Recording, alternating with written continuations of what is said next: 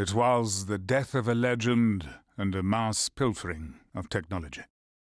The man she saved was an unrivaled raven paired with a next craft, used by research and development in their experiments. The colony Anatolia fell into a sharp financial crisis after losing its sole specialization in technology. Relying on a mercenary for hire was the inevitable resolution to keep food on the table.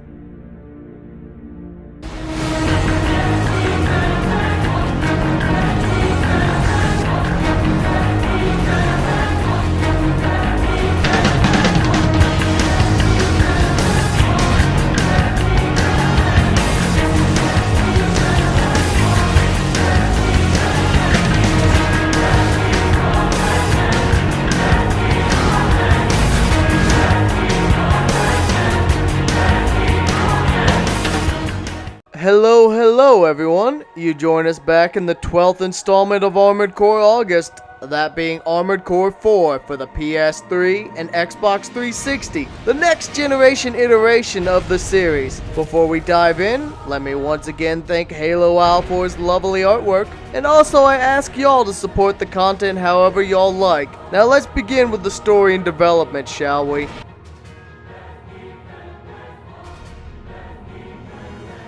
You are Anatolia's mercenary, a raven or a lynx. I'm not entirely certain because they seem to use the terms interchangeably, and you become a raven to raise funds for your small town, who lost their fortunes when their primary export, that being a specific form of technology, was now being sold by competitors and was no longer unique to them. And so the work you do brings income in for your town to survive and even thrive again, all while the corporations descend into an all-out war against one another. Eventually you'll make both allies and enemies, and your town will even come under attack as retribution for your mercenaries' actions. The story is a pretty good step up in making the story actually about the Raven, and even giving more of a backstory than usual for the character, but development-wise, Armored Core 4 actually changes things up a lot, streamlining the games and making it more beginner-friendly. But in my opinion, this is to its own detriment. Don't get me wrong, it's still a really fun game to play, and we'll cover that in the gameplay section. It's still worth playing,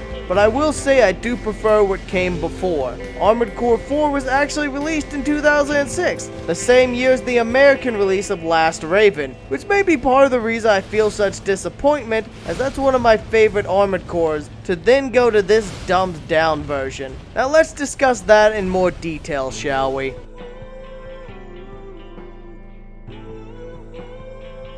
As I said earlier, Armored Core 4 really streamlines the gameplay and makes things much more fast-paced, while also making the game much more beginner-friendly. While the faster gameplay is certainly a lot of fun, and now you can even float on the top of water without fear of falling in and sinking to your doom like in the earlier games, it feels like a lot of the challenge has been stripped out. It doesn't feel nearly as hard as some of the games that came before it, nor is the gameplay as varied.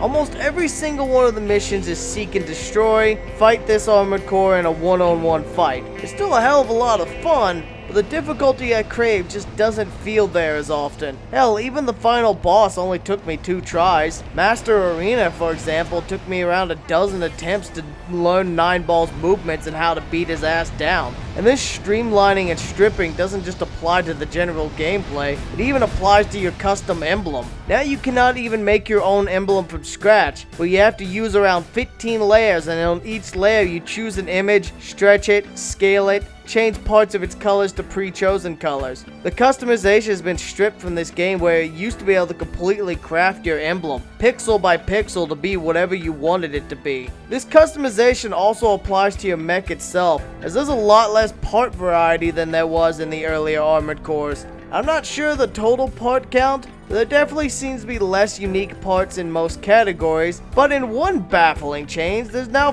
4 booster categories, which is a very strange choice to make considering most of the rest of the game's been streamlined, but then they are adding random complications to the mix. Speaking of your mech, there's also been a few other additions made, such as Primal Armor, which, using the new MacGuffin of Kojima particles, your mech is essentially an energy shield bar that, while charged, helps lessen some of the incoming damage, and the heating system seems to be removed entirely. This game also, while having 37 missions, feels shorter than usual, likely due to the fact that most of the missions have little variety outside of go here and break or kill this. Now though, I will admit the game feels really good to play, and I bet it'd be awesome in PvP with the fast speed. Speaking of multiplayer, Armored Core 4 does feature online multiplayer, and I know the community in their Discord are still active in playing them, though not as frequently as the older games. One other thing is the arena mode is now called Simulator, and is located in the same menu as the customization menus. Once you reach Chapter 3, you can start fighting these mechs for credits,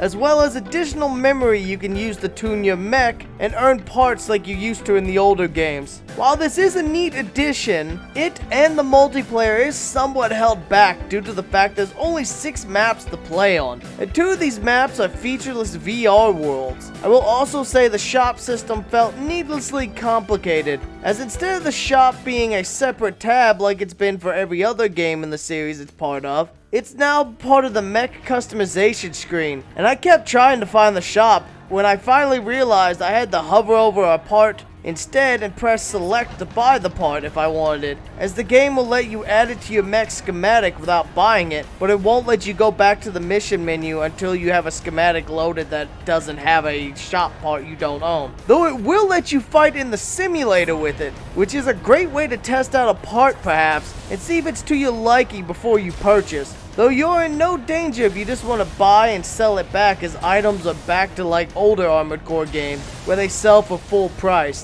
One balancing change I found to be dumb is the fact that energy weapons now cost money per shot like solid ammo, which kind of removes one of the main reasons to take energy weapons over solid ammo, as particularly energy weapons would have other drawbacks such as weaker shots or less ammo capacity or other options, but would save you all the ammo cost per mission. Though I will say energy shots do typically cost less than other weapon types outside of arm blades. Now another thing that is cool though is you can save up to 100 different loadouts as schematics. And even cooler additions that sometimes after you defeat a mech in the story mode, you'll unlock their loadout as a schematic. You can either buy their parts for your own or use their mechs in the simulator to play around in the arena with them. That's definitely a cool ass addition, and I also do like the fact that each mission does have a hard mode variant that typically adds more story and more enemies to fight, adding more to the game. But sometimes it just gets ridiculous. Like the hard mode version of the Flying Fortress mission, as you take out the first Flying Fortress like usual, with the thing hitting like a brick, right? Then you travel back to your insertion point, and bam, 4 or 5 more of the damn things, which will definitely test your mettle.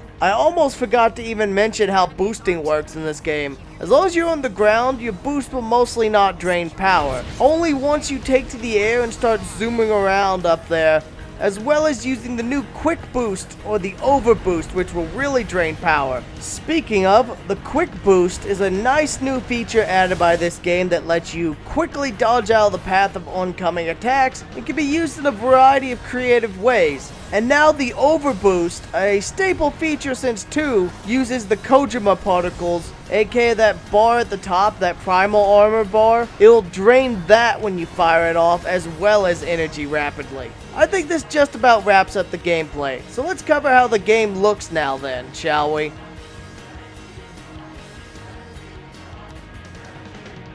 Presentation-wise, this game is a mixed bag. While it's definitely shinier than the PS2 era games, and it's often a market improvement, especially how stylish the mechs can be, there's often a lot of missions that also just get blurry, and the graphics start looking like ass. I will say the attention to detail definitely is nice, such as maps with sand or snow. Your mech will leave trails through the environment as you zoom around the fields, which is definitely a nice detail. But then there are some desert missions where the graphics are just like blurry as hell, and the only thing I can clearly make out most of the time is my own mech itself, and I'm relying on the lock-on to nail most of my shots. Performance-wise, the game also takes another step back, as the lag is most definitely back and with a vengeance. as the bigger, flashier style of this game causes it to absolutely chug when too much chaos goes on, or just an assload of particles and shit gets generated, such as say collapsing a platform that has a bunch of cannon turrets on top of it, and the frame rate will just absolutely die like in Armored Core 2 when too much shit would explode. So yeah, that's definitely a downgrade. I also forgot to mention the OST, which is pretty damn good, but I kinda prefer the older soundtrack style of electronic techno-heavy styles, which gave the game a much more quirky feel to their soundtrack, versus this game's very serious tone it sets with its heavy operatic styles of soundtrack, which don't get me wrong, it's really damn good sounding, and when it works, like on my favorite mission of this game that I mentioned later in the video, it's damn good sounding, it really works. Adding to that energy of the fight, and the funky music does still exist, especially in the menus, but I do wish it was more prevalent, as it's always been one of my favorite aspects of the series as a whole. Honestly, this category is for sure a mixed bag, because when this game does look good, it looks really damn good, sometimes breathtakingly nice. But then it'll just as often shit the bed either visually or performance-wise. But now let's wrap this up with our buy rent pass, shall we?